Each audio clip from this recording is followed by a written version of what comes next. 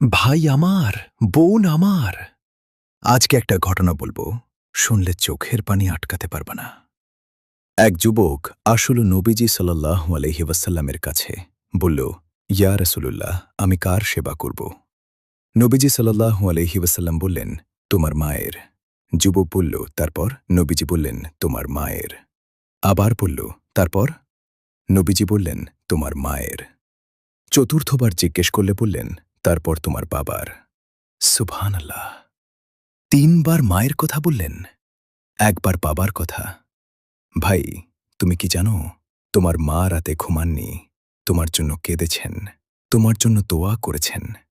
আর তুমি? মাকে একটু ধমক দিয়েছ? মাকে কষ্ট দিয়েছ? আল্লাহর নবী সাল্লাল্লাহু আলাইহি ওয়াসাল্লাম বলেছেন, আল্লাহর সন্তুষ্টি মায়ের সন্তুষ্টিতে, আল্লাহর অসন্তুষ্টি মায়ের অসন্তুষ্টিতে। ভাই, আজকেই ঘরে যাও, মায়ের পায়ে হাত দাও, বলো, মা, আমাকে মাফ করো।